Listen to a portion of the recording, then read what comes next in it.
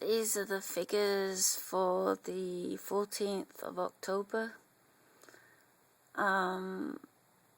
Northern Territory's vaccine rate might pick up because they've now mandated all front-facing workers, essential workers as they were described, which I think they should have been at the top of the list of people getting vaccinated from the get-go. But anyway, now they're mandated, so that's going to change their vaccinations. I think that West Australia are discussing mandating vaccinations for certain people. They've already mandated for the FIFO workers, health workers, truck drivers. Because we don't have any cases at the moment, they're not pushing the mandates just yet, but I think it's on the table. So I think definitely anyone who has to go to work when there's a lockdown, anyone who can't work from home, the ones that are still walking about and going to work and spreading the virus when everyone else is staying home, they're the ones that are going to have to get vaccinated. I've got some approximate dates written in about when I think all the borders will open up, when they'll start letting people from other states entering their state.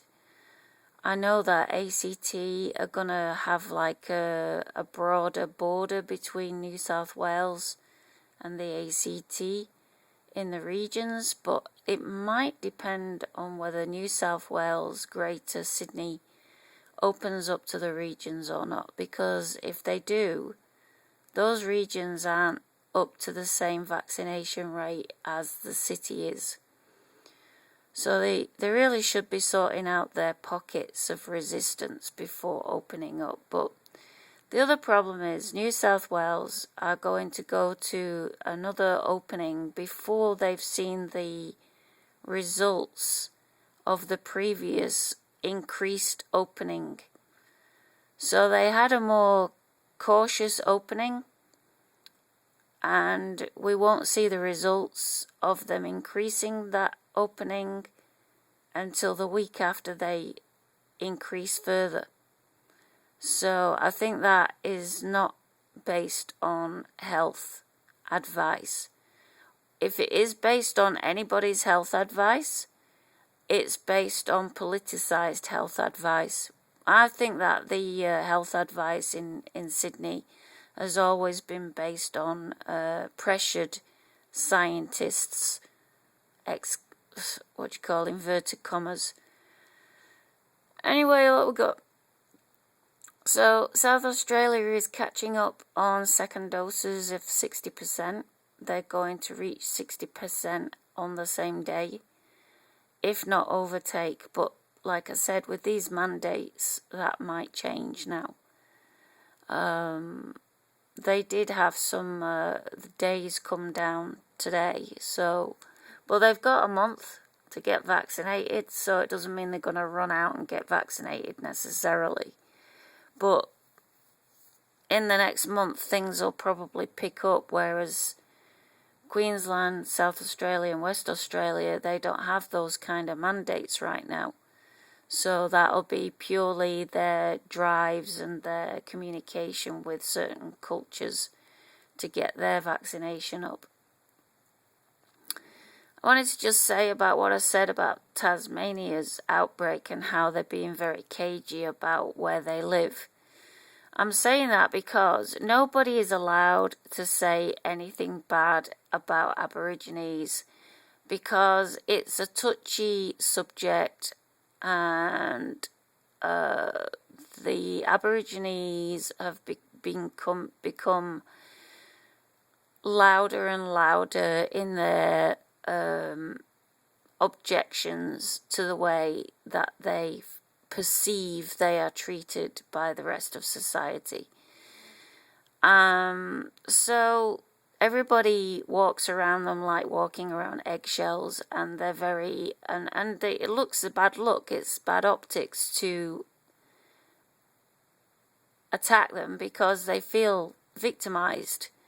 So they don't want to be accused of victimizing Aborigines. And that is why I said it.